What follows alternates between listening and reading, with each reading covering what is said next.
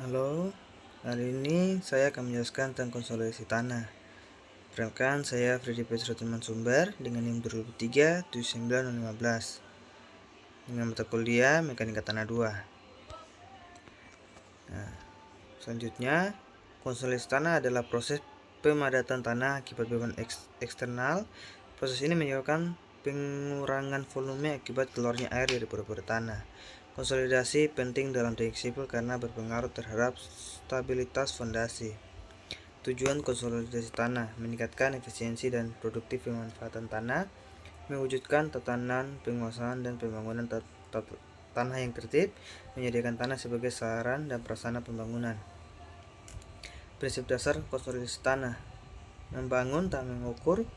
Pembangunan dari rakyat dan untuk rakyat dilaksanakan berdasarkan keputusan bersama. Penyediaan tanah untuk pembangunan. Jenis konsolidasi tanah yaitu konsolidasi primer, merupakan perubahan volume tanah akibat beban luar dan keluarnya air dari pori-pori. Selanjutnya, konsolidasi sekunder, perubahan volume tambahan akibat rekristalisasi dan deformasi struktur tanah.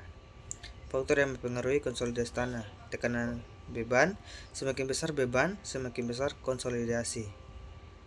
Permeabilitas tanah: tanah berbutir kasar lebih cepat mengalami konsolidasi.